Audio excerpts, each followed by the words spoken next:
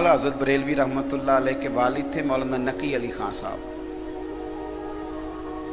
तो बड़े ज़ौक़ से दुआ मांगते थे। किसी ने पूछा आपने दुआ मांगने का तरीका किससे सीखा है? कहने लगे अपनी बीवी से। किससे?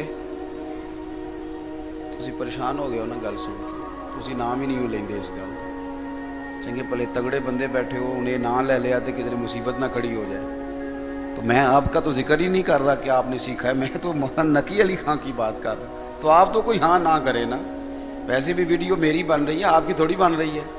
ये तुसी आँख भी दियोगे तो नहीं किसी ने पता लगन लगा। आप बेफिक्र हो जाएं। किससे सीखा है? क्योंकि जिसने सीखना उसने सबसे सीख ही लेना है।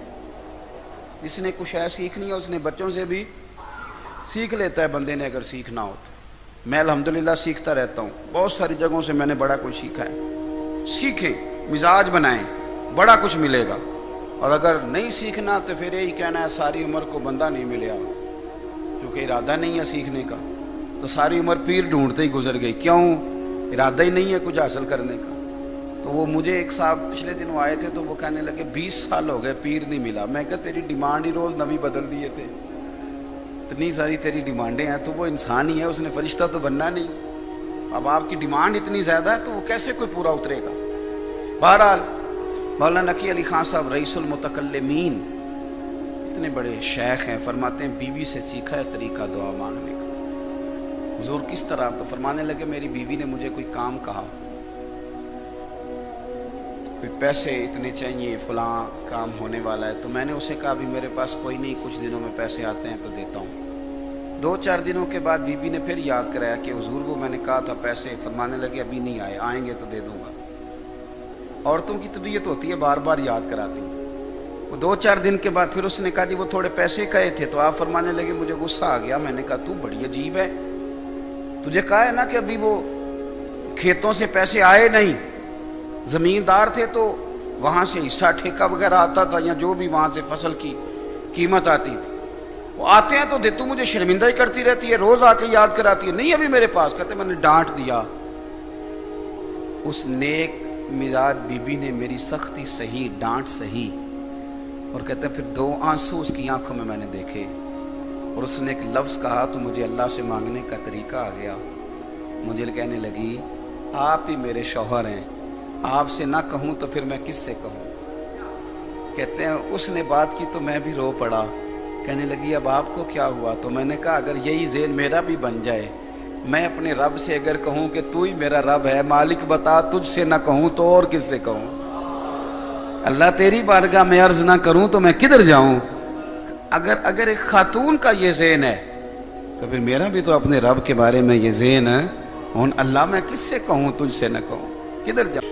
हम ना सुकून के मुतलाशी हैं, हमें सुकून की ज़रूरत है। सुकून सिर्फ और सिर्फ अल्लाह की याद में। बाकी तो गंदे पानी से वज़ू करें तो वज़ू होता।